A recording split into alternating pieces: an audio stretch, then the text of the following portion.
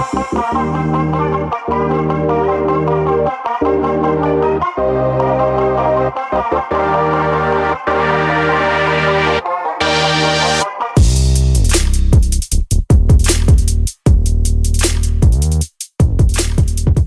you for checking out Real Talk Personal Finance. Shit's about to get real. Cash Flow King with you today. And in today's episode, we have the Social Security Fairness Act and some other shit. I had a big smile on my face when I started the recording of this podcast. I've missed you guys. Hopefully you're doing well out there. This is the very first podcast episode of 2025. Certainly won't be the last. Took a little bit of a hiatus in January. And it feels good to be back. I had a couple different guests that I wanted to kick off the year with, and I'm still trying to get them on the show. One of them is going to be our infamous Cube Crusher. That will probably be a premium episode for our premium subscribers as he bangs out the newsletter.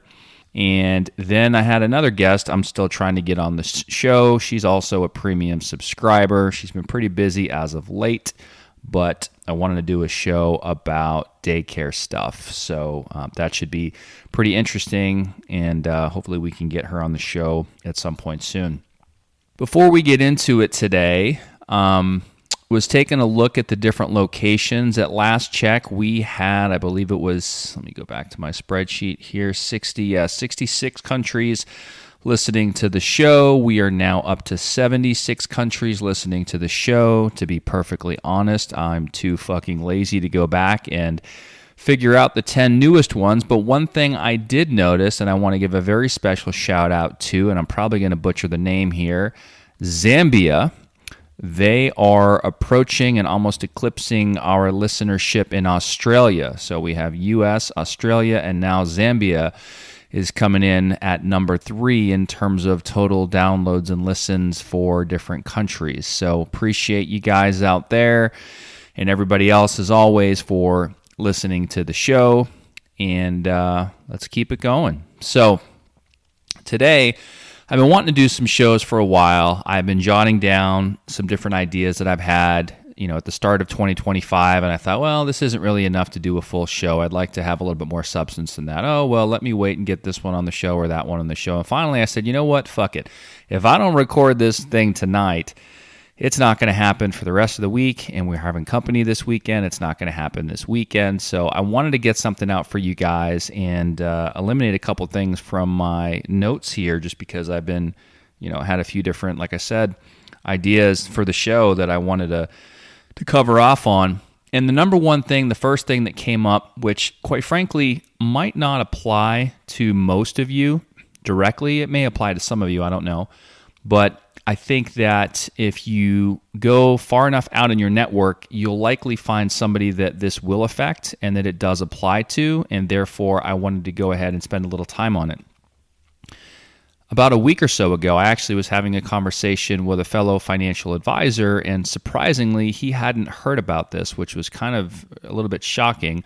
But a month ago today, I'm recording this on February 5th. So on January 5th, it was signed into law what some people will term as the Social Security Unfairness Act, which is why I put the un in brackets there in the show title. But technically, it's the Social Security Fairness Act that was signed into law. And basically, there were a couple of provisions that, quite honestly, people that this did affect, in some cases, really weren't aware of it at all. And in other cases, they were very well aware of it. There almost seemed to be no in-between.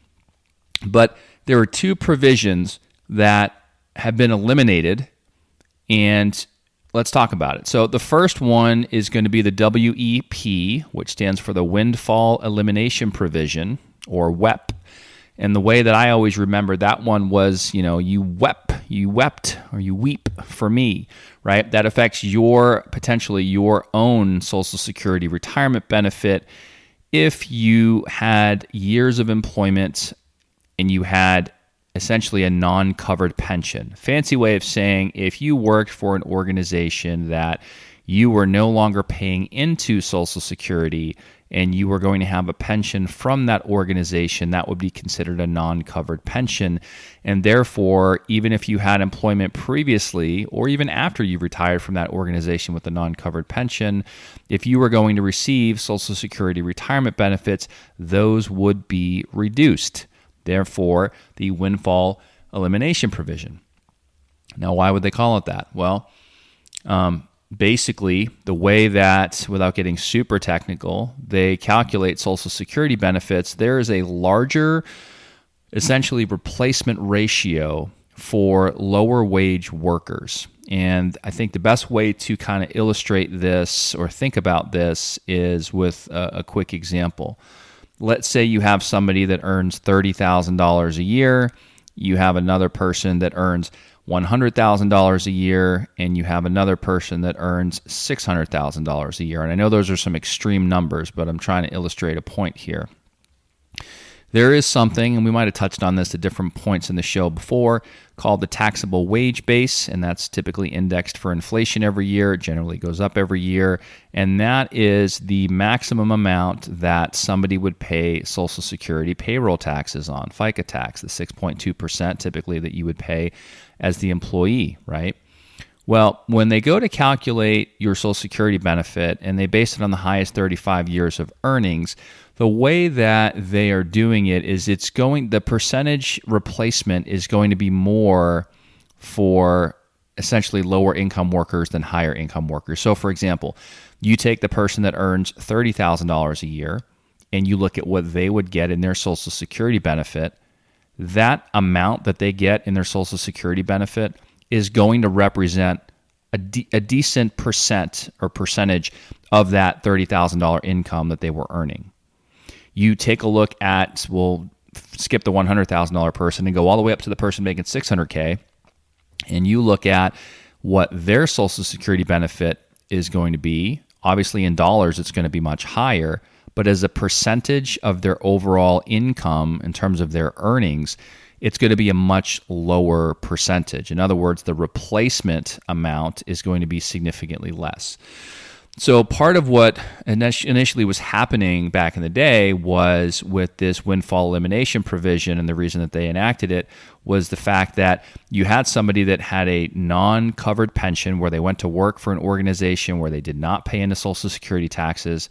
They were receiving a pension from that, position of employment, but they might have had a few years here or there before or afterwards, or maybe some odd jobs here and there that they paid into Social Security. So in the eyes of the system, it looked like those people were lower wage earners, and they, again, had that higher percentage or higher replacement ratio of that income. And, a lot of people looked at that as kind of double dipping. It's like, well, wait a minute. They're not really low wage earners. Like, they made a decent living. They paid into this pension. They weren't paying into Social Security during that time, but they did, a little bit here and there in some of those off years. So now all of a sudden they're basically double dipping. They're getting a pension in their face, and they're also getting, essentially a higher replacement amount in percentage terms of their earnings on the years that they did pay into Social Security. And a lot of people didn't think that was fair. And so therefore, there was the windfall elimination provision, which essentially could reduce the amount of Social Security retirement benefits that somebody would receive based upon what was going on with their non-covered pension. Well, that is basically now a thing of the past. But that's what the WEP essentially was. Similarly, if we look at the GPO, which is the government pension offset provision, that affects survivor benefits and spousal benefits. So not your own benefit, but essentially, for a spouse or for a survivor. And that also, if somebody had and was receiving pension benefits, it could reduce the amount of Social Security retirement benefits that they were receiving if they were receiving income from a non-covered pension as a survivor, right? So a lot of times when somebody has a pension, they'll oftentimes choose a survivorship option, right? So they're going to collect a pension, but if something happens to them, then maybe 50% goes to their spouse, maybe 100% goes to their spouse, for example. That's still very common for those that are fortunate enough to have defined benefit pension plans.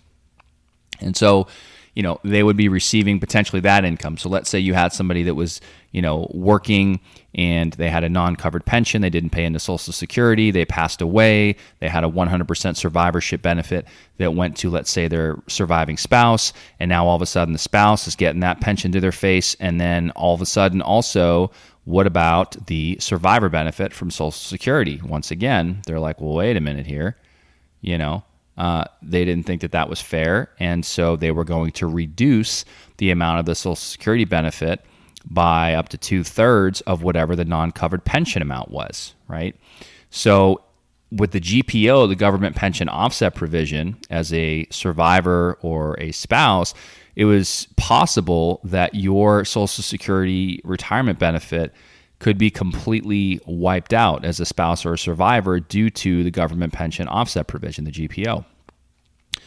That wasn't the case for everybody, but it was a 2/3 reduction. And, therefore, in some cases, depending on how large the pension was, there were instances where their Social Security benefit could be completely wiped out. So once again, as a result of this Social Security Fairness Act that was recently signed into law, that is also basically a thing of the past. So if you want to learn more about this type of stuff and read more about this stuff, again, it's probably not going to affect a ton of you, but it's probably going to affect somebody that potentially. You can go to ssa.gov for Social Security Administration.gov.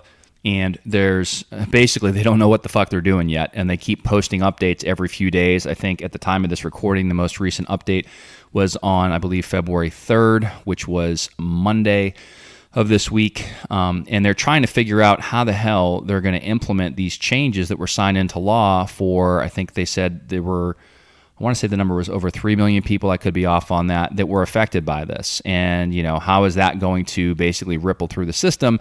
At the same time, they want to continue to provide, the quote unquote great services that they do to their existing folks. So it's a shit show. Will likely continue to be a shit show. The implementation of it, it's going to be really fun to watch. But there are some bullet points in the FAQ section in terms of what should you do if you are somebody that was affected by the WEP and GPO offset provisions previously. And, it'll kind of guide you through what you need to know. You can continue to check on their main page periodically. It seems like as of late, they're posting updates, maybe once a week or so, a couple times a week, every few days. It seems like they have, a new thing or two on there. So feel free to follow along with that if you want to. Now, again, the reason I put the in brackets in the title of the show for the Unfairness Act is some people don't think that it's fair. This is causing a lot of concern for folks in terms of Social Security solvency or insolvency, depending on how you want to look at it, because there have already, as we all know, historically been concerns about solvency of Social Security retirement benefits. And we actually talked about that on a prior show. And I think I might have mentioned then, but if you just look at how it's funded, even if the trust fund were going to be depleted, as I believe we took a look at the annual report that came out from I think it was from the board. Even if the trust fund is depleted in terms of the surplus, they would still be able to fund approximately 75 or so percent, give or take a few percentage points, through payroll taxes. Well, what happens now when the system is basically going to start paying out even more in Social Security benefits to these folks that were affected, and now, because of those offset provisions being essentially done away with, that's going to increase the amount of benefits that were otherwise payable. So there's a lot of people that are concerned that this will continue to put pressure on the Social Security system, and rightfully so. I still don't think it's going anywhere. Could the trust funds get depleted more quickly? Sure. Could we see some more drastic changes sooner rather than later? Possibly. Do I think it's going to go to zero personally and professionally? No, I don't. But, I'm not a fucking magician, or not a magician. What's the word there? I'm not a what do they call the tarot card readers? I don't have a crystal ball, basically. Okay, I'm not a fucking psychic. I don't know exactly what's going to happen, but from a planning standpoint, I would say that you should, depending on where you are age-wise and how close you might be to collecting Social Security retirement benefits, you can adjust your projections accordingly. And, some people will understandably so want to ratchet those down a little bit, but I don't think you should completely take them off the table, because oftentimes that will force people to work longer than they might otherwise need to, and therefore not be able to enjoy retirement as soon as they otherwise may have been able to. So hopefully that sheds a little bit of light on what's going on with the Social Security Fairness Act. If you hear people talking about it, if you're not sure, if you're just going to a Super Bowl party this weekend and you want something to fucking talk about because, whatever, it's good little cocktail hour to know a little something about it. And again, I was a little bit surprised that the advisor that I was talking with wasn't aware of that. And so I thought, you know what, I should probably include this in a podcast. So here we are. Okay. The next thing I want to say is to calm the fuck down when it comes to the markets. Oh my goodness. Most clients so far have been cool, have been fine. They get it. They understand. We got a plan. And this show by no means is political, and I'm not going to get political in any way. But there's a lot of stuff going on. And I had a particular client who just thinks that the world apparently is coming to an end, and that, everything going on, she's afraid that Social Security is going to zero and pensions are going to zero and her investments are going to go to zero and da-da-da-da-da-da. And she wanted to kind of get into politics a little bit with me. And I said, listen, I don't talk politics, right? And I went through the standard, long-term view, long-term perspective, boring bullshit that nobody wants to fucking hear. But, just trying to talk her off the ledge and remind her, because she ultimately, or initially I should say, wanted to make some pretty drastic changes to her portfolio. Now, she happens to be in a managed account where the portfolio is managed for her. She's not making her own investment decisions, thankfully, or she probably would have been in cash already. And so we had talked about a few different things, but basically my stance to her was, listen, and I didn't say it like this, obviously. This is why I do this podcast, because I can cut up and say whatever the fuck I want, and it doesn't matter, right? I'm on here as the cash flow king. But in the real world, when I'm being, Mr. Professional and actually talking with clients, there's certain things I can't say. But one thing I did say, essentially, was, look, if all that happens, and if all that were to become true, your asset allocation is going to be the least of your worries. And I wasn't saying that to be a dick. I wasn't saying that to be an asshole. But realistically, can you imagine if everything pretty much went to zero, like all your bank accounts, investment accounts, retirement accounts, your Social Security, your like everything just goes kaput? You don't think there's going to be a major fucking uproar and like just complete chaos everywhere? I mean, you're not going to be worried about your asset allocation at that point. And that's basically what I told her. And she kind of took pause for a little bit after I had mentioned that to her. And then, of course, she went on her, well, this time is different, right? We've all heard that before. This time is different. And, do you not see what's going on? And blah, blah, blah, blah, blah. And it's like, look, in your particular case, you got money at your retirement plan at work. No matter what you think is going to happen or not happen, we are subject to the provisions of that plan, within the parameters of that plan, and we have to stick to the investments in that plan. Yes, we can, look at possibly making some changes if you really want to. However, it's not like, what did she say? She wanted to, she got on the precious metals train. She wanted to take, she's like, well, what if I just took all my money out and I just put it in precious metals, right? And that's actually not the first time I've got that question this week, but it was the craziest scenario. And I'm like, listen, lady, like, you are still working for your employer. You have not met a distributable event in your plan. You cannot do that even if you wanted to. And my goodness, I didn't say this part, but it's like fucking thank goodness that you can't do that, because you probably would blow yourself up financially. I mean, it's just people are doing some crazy shit or trying to do some crazy shit, talking crazy shit. So, I just public service announcement. Keep your head up out there and calm the fuck down, okay? Markets, are they going to be volatile? Yeah, probably. Will that continue? Yeah, probably. Should we expect that? Absolutely. That's part of investing in the stock market. There's going to be cycles. There's going to be ups and downs. And I know nobody wants to fucking hear it. Nobody does.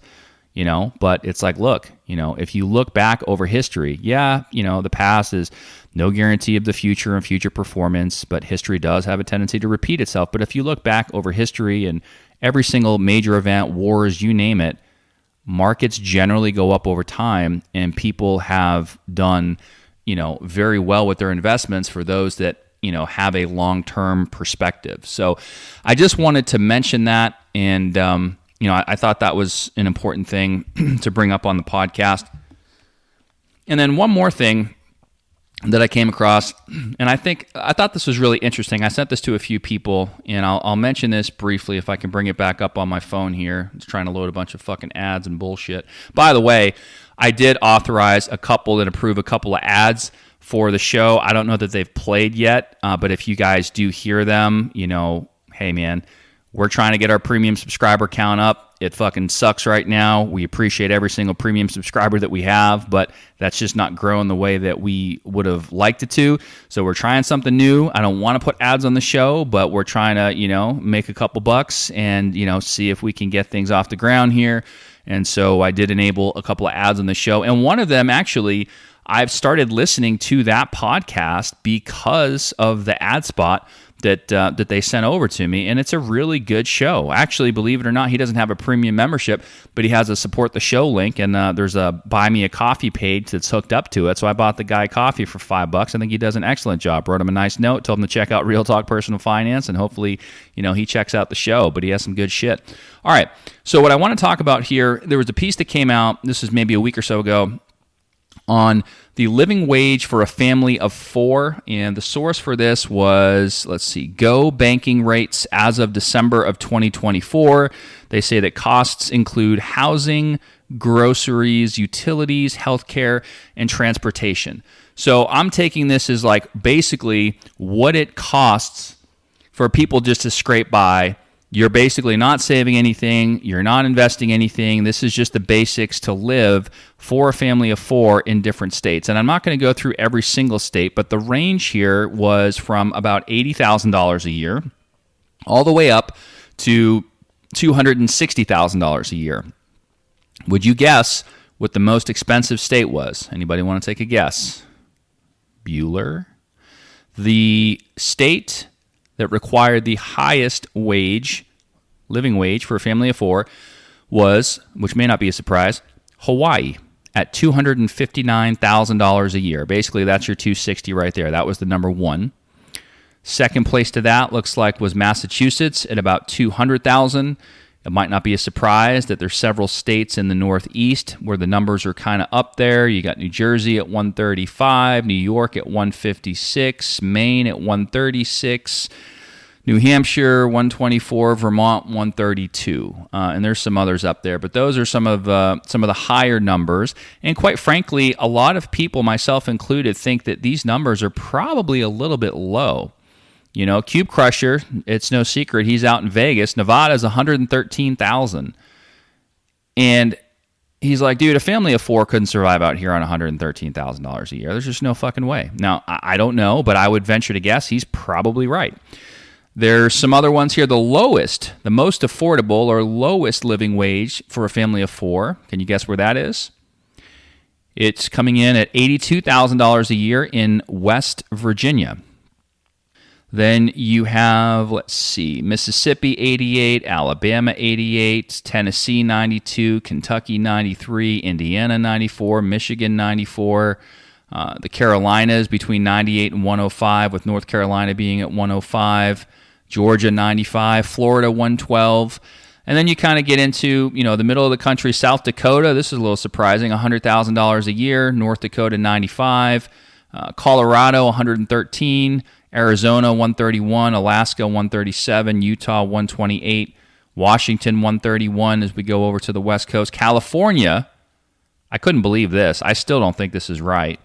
$188,000. There's no fucking way that $188,000 a year is a living wage in California for a family of 4. And I'm assuming they're doing an average across the state. And maybe there's some places there you can get a little shack and that might work out for you, but I don't think that's going to be the case for the vast majority of people living in California. We do have some listeners out in California, so if you guys want, send the show a text message and let us know, hey, do you think that number's high? Do you think that number's low? What the fuck is going on? Because I think that's a little bit off, but that's what we're looking at. So, as you might expect, sort of the middle of the country appears to be on the lower side in the 80s and 90s and the low 100s. And then when you get on the coasts, as to be expected, you're going to get up into the mid 100s and above. And if you go all the way out to Hawaii, you're pushing 260. So I thought that was interesting. Just wanted to mention that on the show. That was kind of my third big item. So 1 was the Social Security Fairness Act. 2 was calm the fuck down, and 3 was family living wages by state.